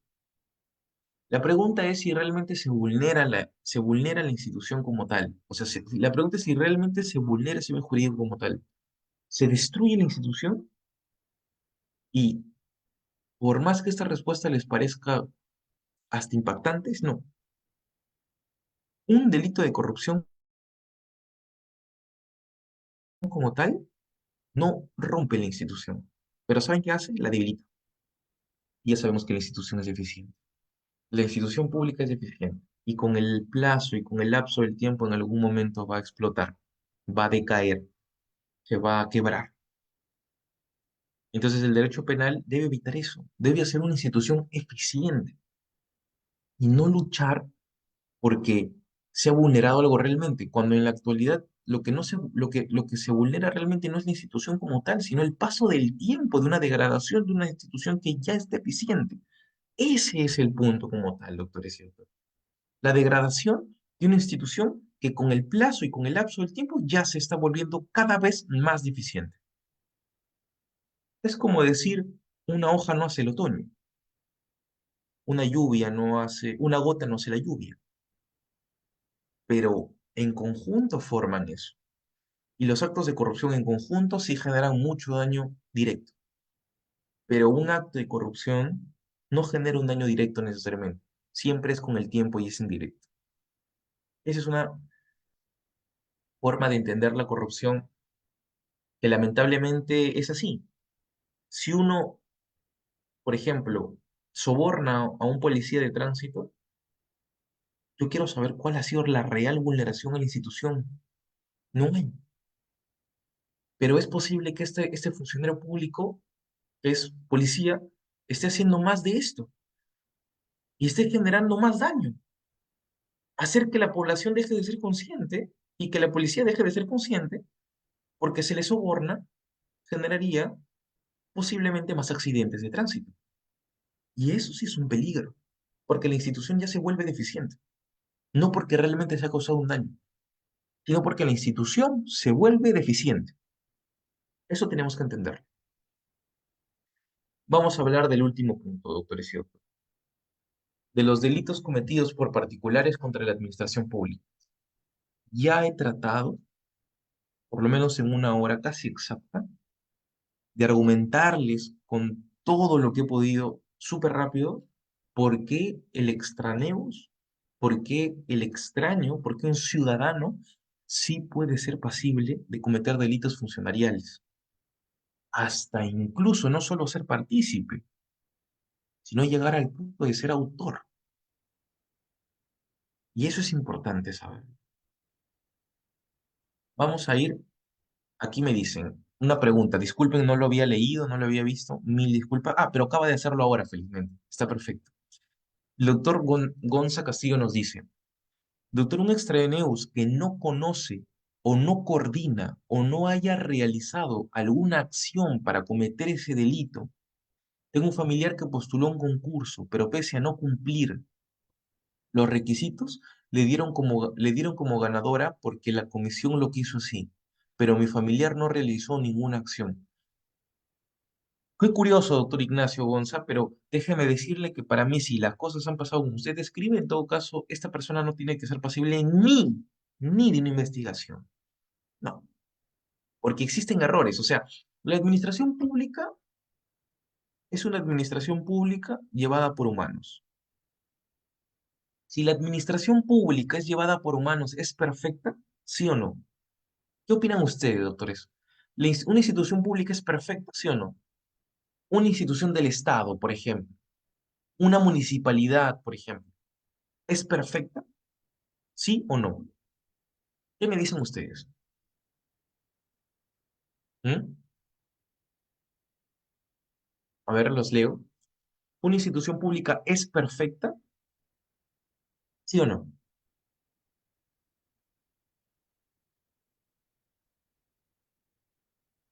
¿Qué me dicen?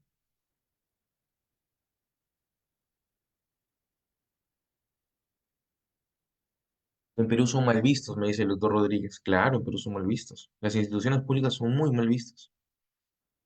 ¿Qué quiere decir eso? Que una institución pública no es perfecta. En Europa es un ejemplo. Es curioso, muchas gracias, doctor Rodríguez. Es curioso porque incluso en Europa, hasta ya se han dado casos emblemáticos dentro de la UEFA, por ejemplo, hasta en la UEFA. No hablo de la UEFA, hablo de la UEFA Champions League. Curioso, ¿no? Que ya incluso ven temas de deportes y todo ello. Sobornos a los árbitros. La institución pública no es perfecta. Eso es evidente, porque deviene de la generación de ejecuciones humanas. Y el humano no es perfecto. Doctor Gonza Castillo, es muy probable que en ese caso, si su familiar no ha realizado ningún acto que corrompa realmente a la institución, no pase nada y sea un error de la propia administración pública. Es común, de hecho, ¿ah? Por ejemplo, hay casos curiosos, hay casos en los que y vamos a verlo en breve, nada más, en breve, que ante concursos públicos que requieren profesionales, curiosamente entran bachilleres. Y eso es por un error que, claro, debe ser subsanado en ese momento, pero a veces no se dan cuenta los que están en la comisión de selección, por ejemplo, ¿no? Entonces es curioso. Pero si no realizó ninguna acción, doctor Gonzalo, usted tranquilo, su familia tranquilo, porque al final, yo sugiero, eso sí, que si no cumple los requisitos, lo comente en la brevedad, porque eso sí puede ser sospechoso y podría traerle problemas. ¿Ah? Ojo, eso sí, se lo digo como abogado penalista, tengan cuidado con eso. En todo caso, sería lo mejor que pueda comunicarlo cuanto antes, para evitar problemas futuros.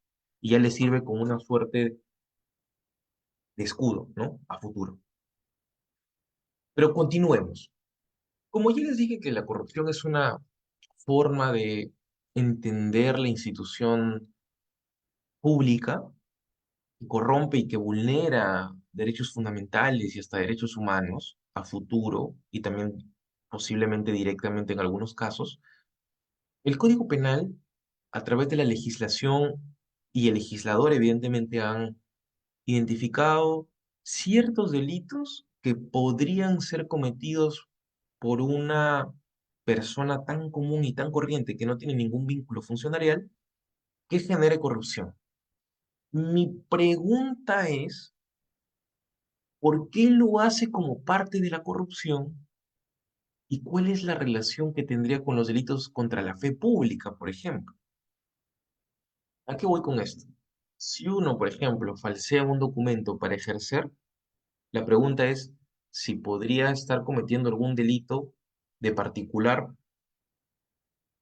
por corrupción, o estaría cometiendo algún delito contra la fe pública. Otra pregunta sería si cuál absorbe al otro, si es que se absorbe, ¿no? Es decir, cuál es un delito copenado, o es decir, em, si existe un delito residual frente al otro, como quieran llamarlo.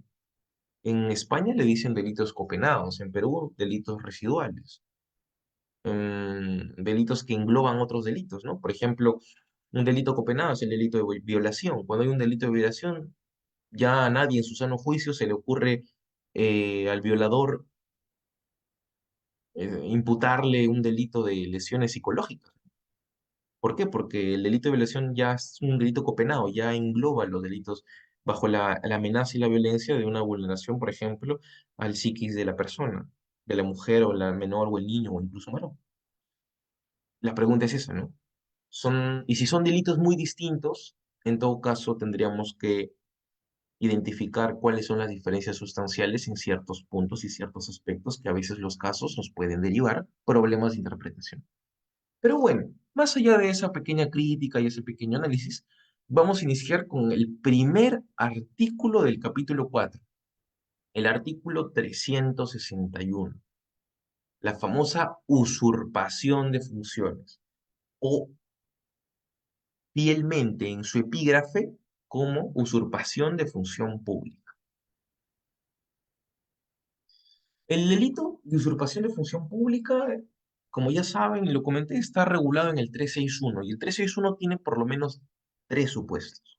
O una persona tan común y tan corriente como nosotros, yo por ejemplo, puedo cometer el delito de usurpación en tres supuestos, incluso hasta en cuatro, incluso hasta en cuatro, pero generalmente en tres supuestos. Supuesto uno, yo puedo usurpar funciones si es que no tengo ni título o no tengo ni nombramiento y doy órdenes militares o policiales. Por ejemplo, yo estoy en una marcha y viene la policía y de la nada me confundo con un policía porque llevo algo parecido quizá y empiezo a dar órdenes militares y policiales. Pero no tengo ni título ni nombramiento. No tengo ni eso. Estoy usurpando funciones porque estoy dando órdenes a militares y policiales que requieren siempre una institución verticalmente jerárquica. Cumplo un delito de usurpación de funciones. Supuesto 2. Yo podría cometer un delito de usurpación de funciones si es que yo antes tuve un título o un nombramiento, pero en la actualidad me hallo destituido, me hallo cesado, me hallo suspendido o me hallo subrogado, pero continúo ejerciendo. Es decir, me arrogo funciones que no me competen, pero me competían antes. La palabra correcta, doctores y doctoras, es arrogar, por si acaso, ¿ya? Es arrogar, que es básicamente extrapolar funciones que no me pertenecen a las mías, así de simple, adjudicarme, atribuirme funciones que ya no me pertenecen. Como no me pertenece, a pesar de eso, las sigo ejerciendo. Entonces, este es el famoso caso, por ejemplo, de un juez que fue destituido por el caso de los cuellos blancos, pero de la nada el juez seguía emitiendo sentencias. Bueno, tengamos cuidado con eso, porque antes podía tener esa función, pero luego se las arrogó.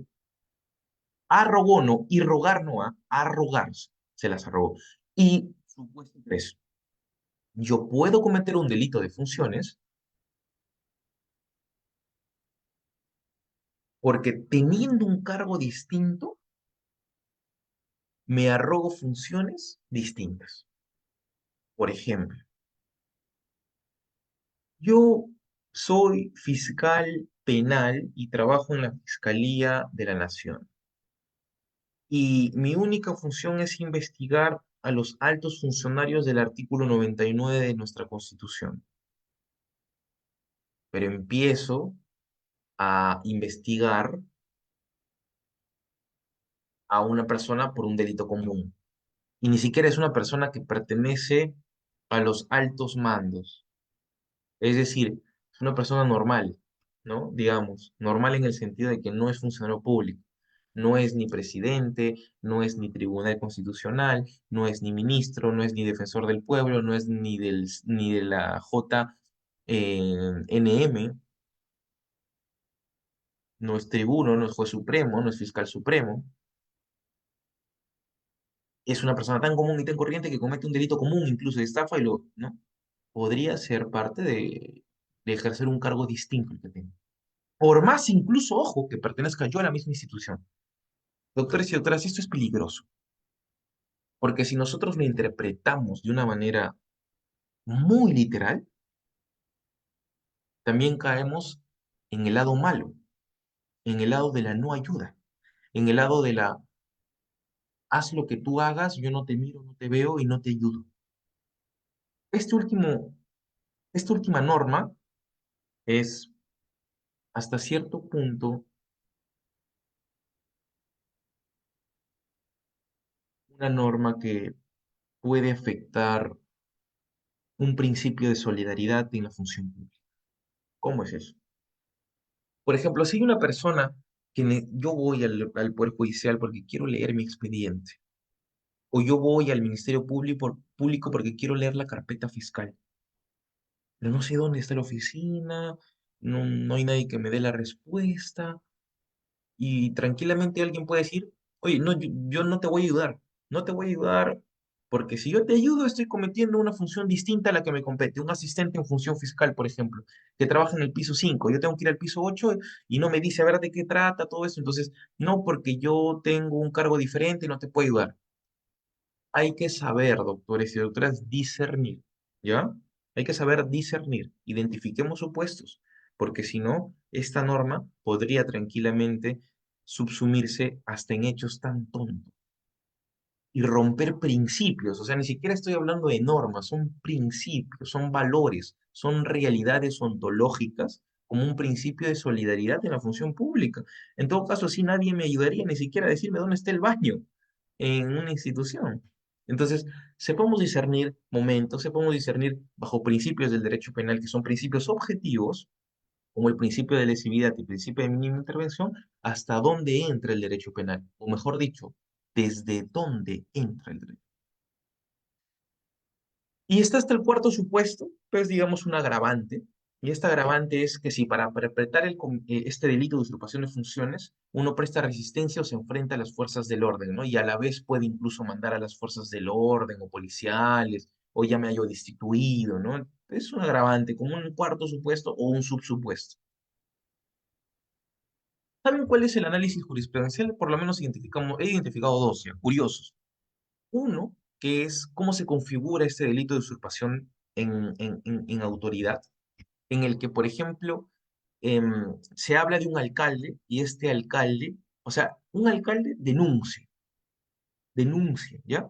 Y porque el alcalde denuncia, cuando ya lo habían destituido, lo, lo, lo denuncian a él, ¿no? O sea, el alcalde denuncia, pero curiosamente lo denuncian a él porque dice, está usurpando funciones de autoridad.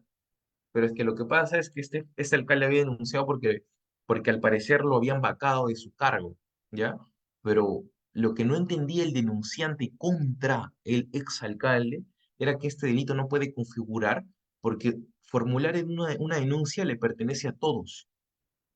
Y como le pertenece a todos, el exalcalde tranquilamente puede denunciar, pues.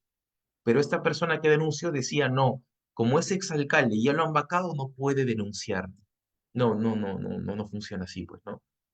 No funciona así. Por eso la Corte Suprema dice que la conducta del procesado de presentar una denuncia penal contra un exalcalde suscribiéndola como regidor de dicho municipio, que ya había sido declarado por una vacancia, o sea, ya no era alcalde, ya era un exalcalde, no configura un delito de usurpación de autoridad porque con la formulación de la denuncia el procesado no estaba ejerciendo ilegítimamente una función pública u otro acto inherente a su cargo.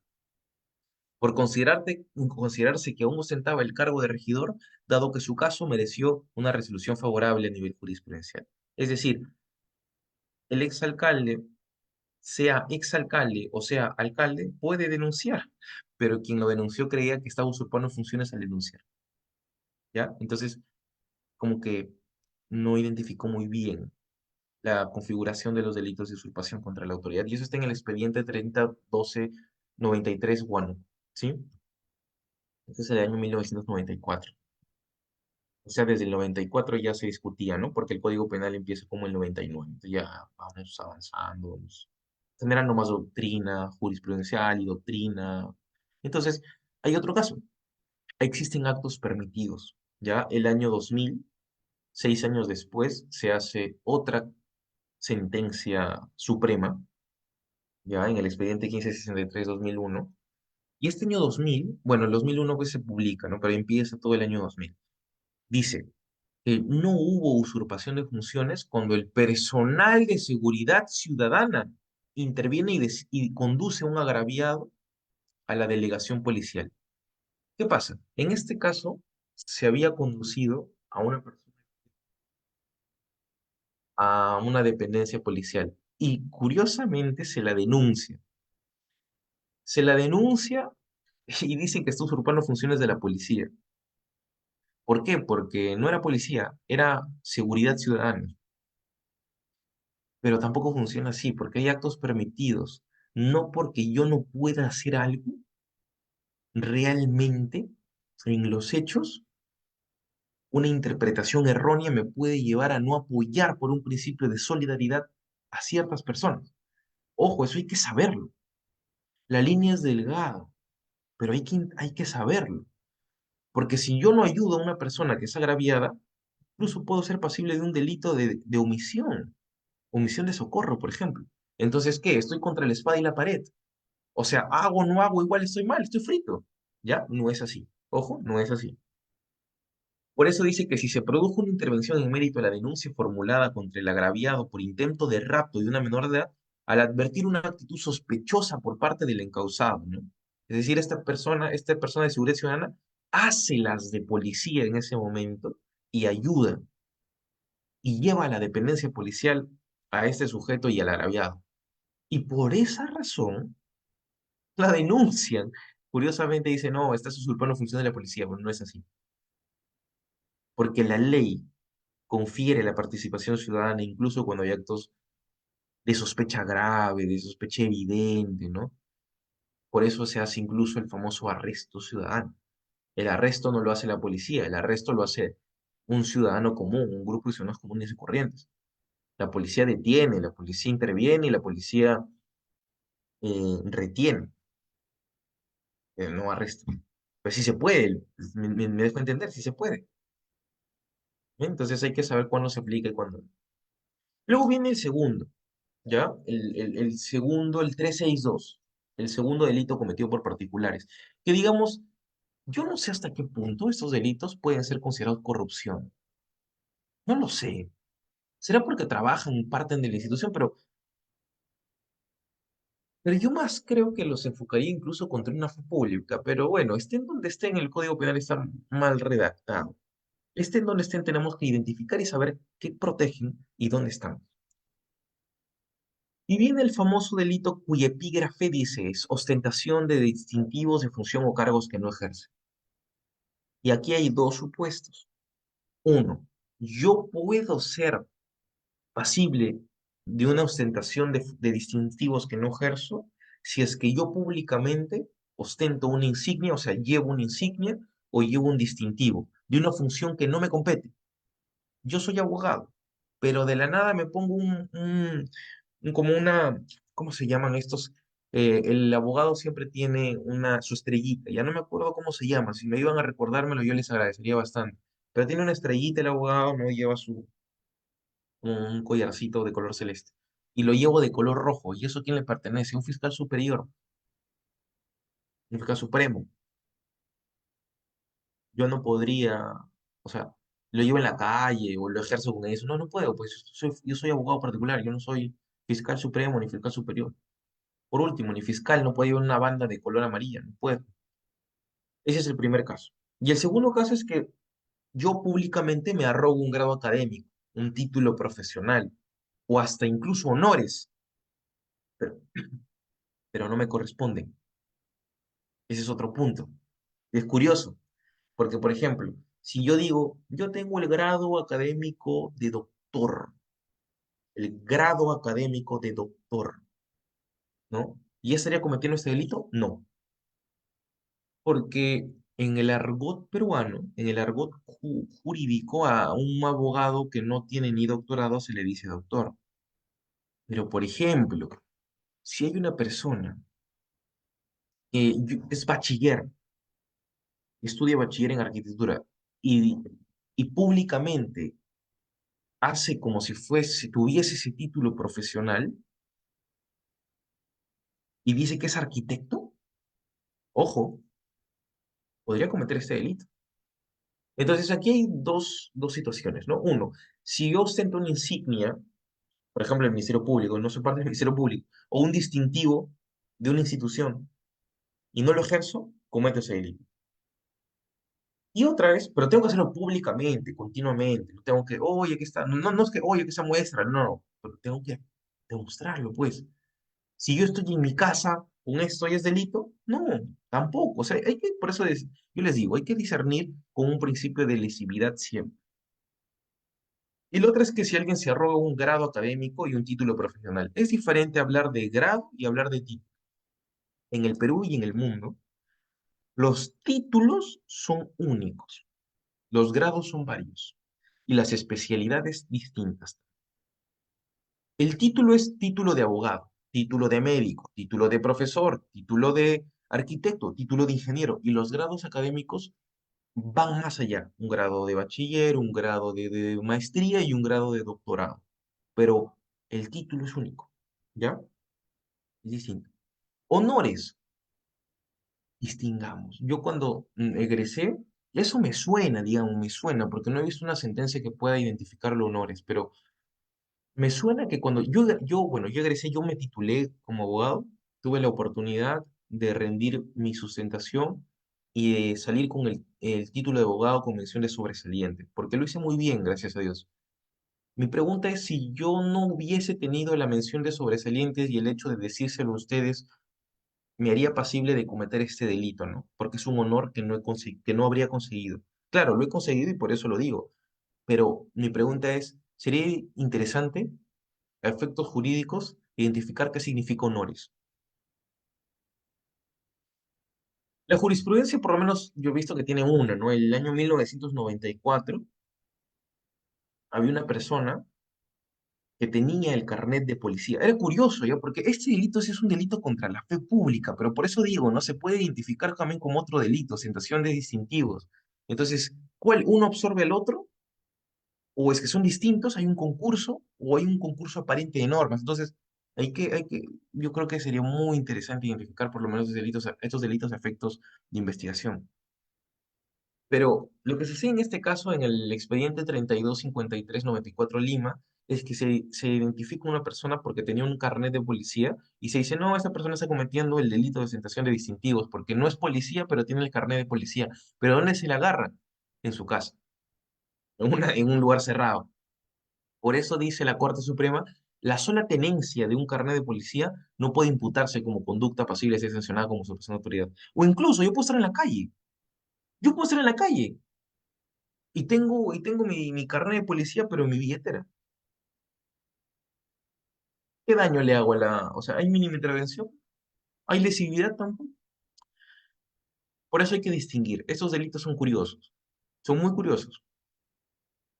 Luego está el famoso 363, que es el penúltimo, y ya estamos acabando, que es el ejercicio ilegal de la profesión. Hay un delito específico para esto en el punto de la medicina, por ejemplo.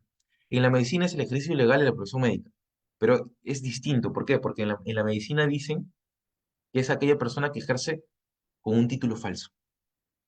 En este caso hay tres supuestos para ejercer ilegalmente la profesión.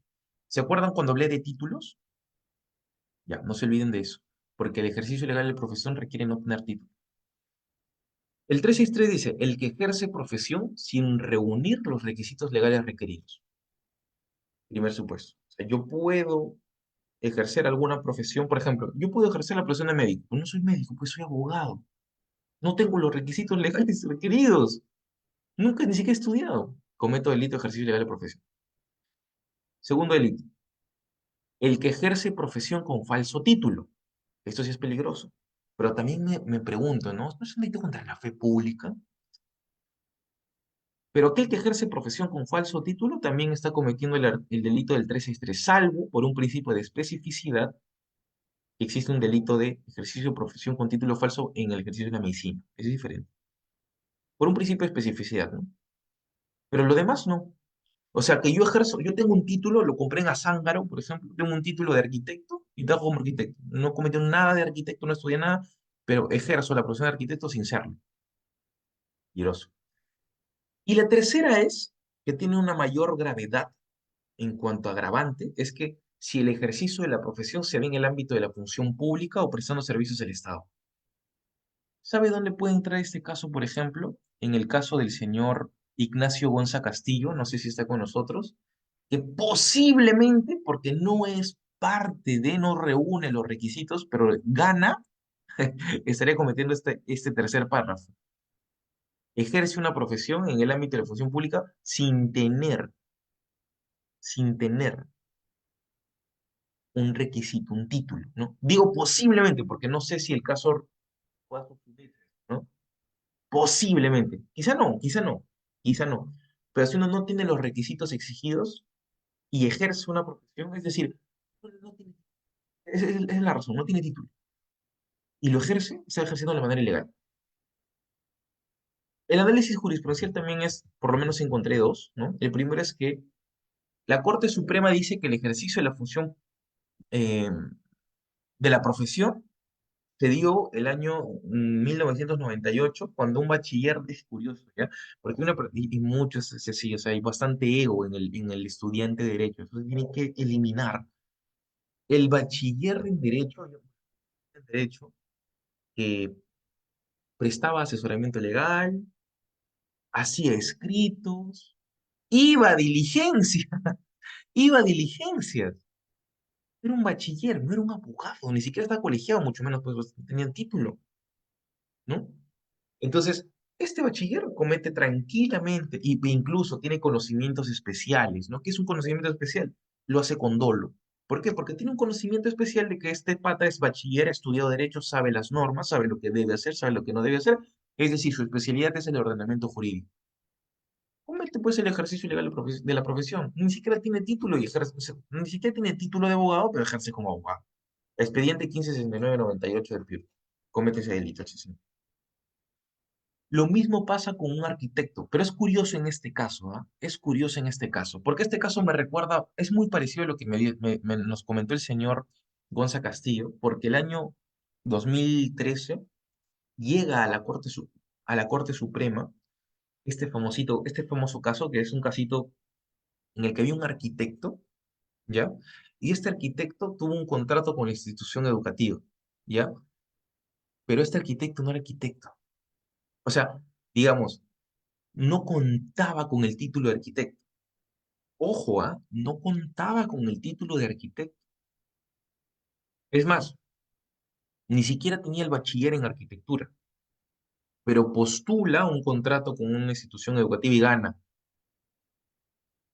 Pero gana por un error en la comisión de selección de esta institución educativa. Eso es curioso, gana, ¿ya? Y lo curioso es que lo que sí se confirma y sí se prueba es que el imputado no concluye sus estudios profesionales y no tiene el grado de bachiller, menos el título profesional, y se acreditó con los contratos de trabajo celebrados en instituciones que antes refería y los comprobantes de pago que ejercía esto, ¿no? ¿Qué quiere decir esto? Que esta persona no contaba con un título, ojo, no, tampoco tenía un título falso. Es diferente, o sea, esta persona va y dice, yo tengo esto, a ver, yo tengo esto, a ver, voy a postular para ser arquitecto, pero no tengo ni siquiera mi título de arquitecto. Y curiosidades de la vida, el pata gana. Gana y continúa trabajando como tal. Ya ¿no? Ya si continúa no teniendo este requisito exigido, la Corte Suprema dice, no, esto es delito, papá, esto es delito. ¿Cómo vas a ejercer si ni siquiera eres arquitecto? Ni bachiller eres y estás ejerciendo como... No, pues esto es peligroso, estás haciendo contra la seguridad pública. Imagínate que en una institución educativa, estés formulando proyectos de arquitectura y se cae y mueren los chiquitos. No, delito, delito. Y no porque él haya entrado o haya ganado, no, sino porque él continuaba en el tiempo, ¿ya? Es diferente, ¿no? Bien, y por último, y terminamos con esto, el artículo 364, último delito dentro del capítulo 1 del título cuarto del Código Penal, artículo 364, participación en el ejercicio ilegal de la profesión, eso dice su epígrafe. Y solo hay un supuesto para esto, solo uno. Es el profesional que ampara con su firma el trabajo de otro, que no ejerce esa profesión. Aquí, este delito es un delito divergente, ¿ya? Es divergente, porque no es de encuentro, es divergente. ¿Por qué? No, discúlpame, es un delito de encuentro. Discúlpame, es un delito de encuentro. ¿Por qué? Porque necesitas dos sujetos. Dos sujetos deben encontrarse necesariamente, uno firma el de otro y ¡pum! Se comete el delito. ¿Por qué? Porque uno firma pero no hace nada y el otro que, es, utiliza esa firma como parte de un trabajo supuestamente engañado porque la gente piensa que como está firmado por un sujeto distinto, lo hace este sujeto distinto, esa persona que firma que no es profesional hace las del profesional, ¿no? Solo utiliza su firma. Un delito de encuentro. Este delito va directamente contra el profesional, curiosamente. O sea, va contra el profesional. Ese es un delito contra el propio profesional, no contra el que no ejerce. Y eso no quiere decir que el que no ejerce no sea pasible de delito. Sí, puede ser pasible de un delito distinto. O, por las reglas del título de imputación, de unidad del título de imputación, y yo creo que es lo mejor que se puede hacer, es declararlo como partícipe. Es decir, si una persona que es, imagínense bachiller, utiliza a un abogado y este abogado le firma documentos y este bachiller utiliza esos documentos, pero en los hechos solo es una firma y realmente es él quien ejerce, entonces quien sería el autor de eso en principio sería el abogado por su firma y quien sería el partícipe es y un partícipe y un cómplice primario. Es decir, no había diferenciación entre la pena, para nada, simplemente por la imputación. La pena sería la misma para ambos. Este bachiller en Derecho tranquilamente será partícipe de ley de participación en el ejercicio legal de profesión, el artículo 364. Aquí he encontrado solo, por lo menos, una jurisprudencia interesante, se las comento. Y era curioso ya, porque hubo un bachiller ya que trabajó como practicante en el juzgado de paz letrado. Esto se hace en Lima, ¿ah? El expediente es 617-97 Lima. El año 1997 había un jovencito que ahora ya pues era un adulto ya, que trabajaba como practicante en el juzgado de paz letrado y empezó a ejercer ilegalmente como abogado. Era solo practicante. No nos dice si era bachiller o no, simplemente era practicante. Entendemos que incluso ni bachiller era, estudiante nomás quizá. Pero empezó a ejercer como abogado. ¿Cómo? Con la firma de un abogado real. ¿Por qué? Porque este pata, como este chico, como había trabajado ya en el juzgado de paz, ya conocía pues el sistema, ya se la sabía ya, pero no podía firmar, ya sabía ya. Esto funciona así, así, así, esto es fácil, al toque nomás. Aquí ven alimentos, al toque. Yo sé cómo funciona, pero no puede ejercer. Oye, tú que eres abogado, dame tu firma. El abogado, uy, como autor. Este señor como partícipe. Curioso, ¿no? Curioso, porque en principio debería para mí ser una coautoría. Coautoría. O incluso el autor, que debería ser el abogado, debería ser partícipe. Y la persona que hace las de abogado cuando no lo es, tranquilamente podría ser autor. O sea, sería al revés. Pero bueno, el Código Penal nos dice otra cosa. Entonces, a este abogado se le imputa como autor y a este señor, que ni siquiera es bachiller, que es estudiante en Derecho, se le imputa como partícipe. Y al final la pena es la misma. La imputación es distinta, nada más. Y así es como se acredita el delito de ejercicio ilegal y la participación en el ejercicio ilegal de profesión. Y es curioso, porque en esta sentencia, al abogado se le imputa como participación en el ejercicio ilegal de profesión y al estudiante de derecho no como partícipe de ese delito, sino como ejercicio ilegal de la profesión, que es el 361, me parece. Entonces, ya depende cómo hables de la imputación, puede ser partícipe o autor de otro delito, pero digamos, va a depender mucho, ¿no? de la estrategia que uno utilice, sobre todo el fiscal y sobre todo el abogado. Pero bien, siendo las 5:45 he terminado. Yo les agradezco bastante que me hayan escuchado, que hayan participado. Estoy encantadísimo de haber dictado esta clase y quedo atento a sus preguntas. Y si no hay alguna pregunta, si hay alguna, yo respondería encantado. Y si no hay, ya les dejo, le dejo la posta a la Escuela Jurídica de Posgrado para que concluya esta clase. Mi nombre es Enrique Alberto Pimentel Palomino. Ya le comentaron, soy abogado con mención en Prevención y Control de la Corrupción por la Pontificia Universidad Católica del Perú y soy abogado privado. Quedo atento a sus preguntas y con mucho gusto y mucho cariño las respondo si es que hubiera. Muchas gracias. Muchas gracias a usted, estimado abogado Enrique Pimentel Palomino. Y bueno, pues, estimados participantes, si alguien desea preguntar de manera oral, en el apartado inferior, en la opción de reacciones, encontrarán el botón de levantar la mano y así se les estará habilitando el micrófono. Y si no, también tienen acá el apartado de chat para poder realizar su pregunta de manera escrita. Quedamos atentos a ustedes. También les envío el PPT que he utilizado y mi correo electrónico en caso tengan alguna duda. Pero quedo atento a sus preguntas. Me imagino que pueden levantar la mano, ¿no? Pueden levantar la mano o pueden escribir en el chat. Como quieran ustedes, si es que existiera alguna duda.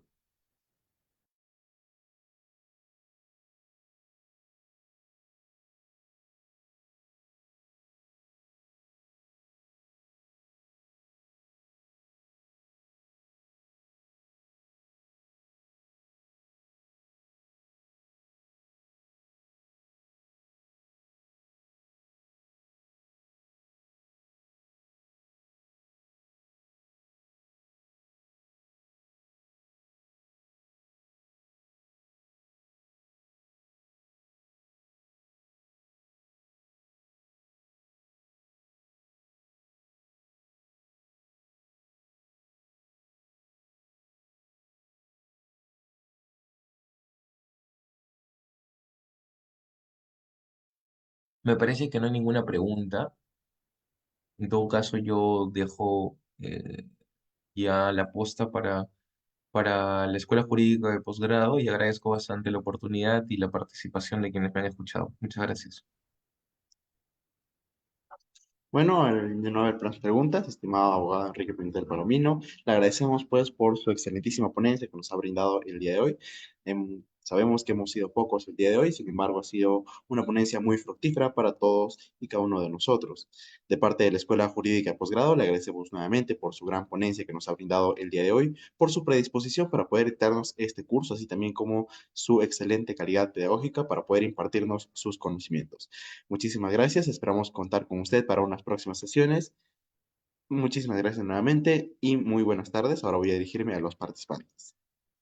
Muy bien, estimados participantes, para aquellas personas interesadas en el certificado del curso del día de hoy, pues pueden realizar su inscripción a través de nuestras asesoras de ventas, el cual el link de WhatsApp, así también como el número telefónico, compartiré con ustedes a través del chat, en la cual ustedes van a poder contactarse con nuestras asesoras de ventas para así realizar su inscripción hacia el curso del día de hoy, así también como si desean al diplomado. Voy a compartir con ustedes mi pantalla y también comentarles acerca de todos los cursos y diplomados en los cuales estamos nosotros activos para que ustedes puedan así también inscribirse. De esta manera, pues también quisiera recordarles que la clase grabada del día de hoy, así también como todos los materiales, serán subidos el día de mañana o, bueno, al ser domingo, será el día lunes, a su plataforma virtual para que ustedes puedan así recibir todos los materiales. Muy bien, si ustedes se dirigen acá en nuestra página de Facebook, que también compartiré con ustedes el link, van a poder observar que tenemos diversas clases grabadas para todos ustedes de manera gratuita. Como podrán observar acá en el apartado inferior, en el botón de más y videos, estaremos viendo lo que son nuestros videos anteriores que nosotros hemos publicado para todos ustedes. Como podrán observar acá, tenemos diversos videos que nosotros hemos publicado a lo largo de nuestra vida institucional y a los que ustedes van a poder acceder de manera gratuita. Tenemos, por ejemplo, este curso en las objeciones y alegatos de clausura, este curso especializado en tráfico ilícito de drogas y jurisprudencia vinculante con el doctor Luis Paredes Tejada, y así diversos cursos en los cuales ustedes van a poder no solo inscribirse, sino también poder revisar algunos puntos o revisar todos los videos, si es que así ustedes lo desean. Una vez que ya tenemos estos materiales para todos ustedes de manera gratuita, quisiera invitarlos pues a que puedan darle un like y un seguir para que así puedan estar más al tanto de lo que es nuestra institución. De esta manera también invitarlo a que puedan acompañarnos en nuestras siguientes sesiones, como por ejemplo este curso especializado en Derecho Penal, lo que son los delitos de cohecho y el delito de peculado, que también sería la cuarta sesión del diplomado que venimos siguiendo. El día de hoy tuvimos la tercera sesión. Esta sería la cuarta sesión del diplomado en delitos contra la administración pública, corrupción de funcionarios y prisión preventiva. Esta ponencia va a ser realizada el día 21, martes 21, a las 8 de la noche y nuestra expositora será la doctora Yamile Ramírez Cruz. La certificación será por 24 horas académicas por la inversión de 20 soles. Así también comentarles que el día sábado 18 de mayo a las 8 de la noche estaremos dando inicio a un diplomado con el tema de Sistema Nacional de Seguridad Ciudadana. Nuestro expositor para esta primera sesión será el doctor Henry Blanco Huanca y la certificación para esta sesión en específico sería por 24 horas académicas por la inversión de 20 soles. Voy a comunicarles acerca del diplomado en unos minutos.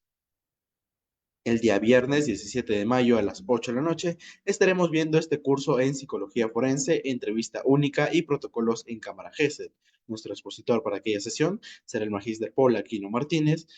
Y como podrán observar, tenemos el temario también en nuestra página de Facebook para que ustedes puedan revisarlo. La certificación dentro de este curso es por 24 horas académicas. También comentarles que el día martes 14 de mayo a las 8 de la noche estaremos viendo este curso en Derecho Penal, los delitos de violencia y resistencia a la autoridad. Nuestro expositor para aquella sesión será el doctor Aaron Alemán Yactayo y también la certificación será por 24 horas académicas. También comentarles acerca de esta promoción que hemos lanzado para todos ustedes por el Día de la Madre y que será válida solamente hasta el 23 de mayo del presente año. 2 cursos por 49 soles o uno por 35 soles. Van a poder escoger entre todos estos 9 cursos, que cada uno está siendo certificado con 60 horas académicas en la modalidad asincrónica. Así ustedes van a poder armar su promoción y también celebrar el Día de la Madre pues con nosotros. Acá pueden observar que tenemos diversos cursos y también pueden solicitar el temario con nuestras asesoras de ventas. De la misma manera, también invitarlos a que puedan acompañarnos en este curso especializado en atención al usuario, trámite documentario y gestión de archivos, el cual está siendo certificado con 90 horas académicas y dará inicio el día 16 de mayo a las 8:30 de la noche. Nuestros ponentes invitados para desarrollar cada una de las sesiones de este curso serán el magíster Jesús Paiva Samamé, la doctora Natalia Bahamonde Rodríguez, el doctor Adelson Castillo Miranda, así también como el doctor José María Pacori Cari. Como podemos observar, hemos desarrollado esta sesión el día de hoy y también comentarles que el día 13 de mayo se estará dando inicio a este curso especializado en Derecho Penal y el nuevo Código Procesal Penal, el cual está siendo certificado con 150 horas académicas en la modalidad asincrónica. Más información la van a poder encontrar con nuestras asesoras de ventas. Acá pueden observar algunos materiales que nosotros hemos dedicado para todos ustedes, organizados de una manera mucho más sencilla para su fácil comprensión. Comentarles también que el día lunes 13 y miércoles 15 de mayo a las 8 de la noche estaremos dando inicio también a este curso especializado en responsabilidad civil, administrativa y penal por daños ambientales. Nuestro expositor invitado para desarrollar estas 2 sesiones será el doctor Berto Menacho Ortega y la certificación dentro de este curso es por 48 horas académicas por la inversión de 35 soles. Así también pueden observar las promociones que tenemos para todos ustedes. Y muy bien, estimados participantes, también quisiera dirigirme a todos ustedes para también comunicarles acerca de los diplomados que ya les mencionaba anteriormente, como por ejemplo el día 18 estaremos dando inicio a este diplomado especializado en gestión multisectorial de seguridad ciudadana, en el cual la primera sesión va a ser expuesto por el doctor Henry Blanco Huanca. Así también tendremos la participación del doctor Juan Flores Alméstar, el doctor Cristian Colchado Pinto, así también como del doctor Gerardo Echajaya Luyo. Más información como el temario completo lo van a poder acceder a través de nuestras asesoras de ventas. Como ya les iba comentando anteriormente, el día de hoy hemos tenido la tercera sesión de este diplomado, en el cual también ustedes van a poder acoplarse y recibir las anteriores sesiones, por ejemplo, de la doctora Jacqueline López Ruiz, así también como del doctor Alcides Chincha Castillo. Ustedes al momento de inscribirse van a poder acceder a ambas clases grabadas, así también como los materiales que nos han proporcionado. Comentarles que este diplomado está siendo certificado con 250 horas académicas, en los cuales nuestras asesoras de ventas también les brindarán mayor información. Comentarles también que estamos próximos a finalizar este diplomado especializado en Ley de Violencia contra las Mujeres e integrantes del grupo familiar y delitos sexuales, el cual también ya dentro de unas sesiones más ya estaría finalizando y así ustedes van a poder obtener su diploma por 250 horas académicas. Y también comentarles que este diplomado en el nuevo Código Procesal Penal, Litigación Oral y Argumentación Jurídica ya dio fin el día 9, por lo cual también ustedes a partir del día lunes ya estarían dando su examen para obtener su diploma igualmente por 250 horas académicas. Todo esto, estimados participantes, lo podrán encontrar a través de nuestra página de Facebook en la cual ustedes van a poder dar un like y un seguir y recibir todos estos beneficios que ya antes he comentado de manera gratuita. Muy bien, sin nada más que decir, muchísimas gracias a todos y cada uno de ustedes por su concurrencia esta tarde y por su preferencia con nuestra institución. De parte de la Escuela Jurídica de Posgrado, les deseamos una muy buena tarde a todos y cada uno de ustedes. Muchísimas gracias.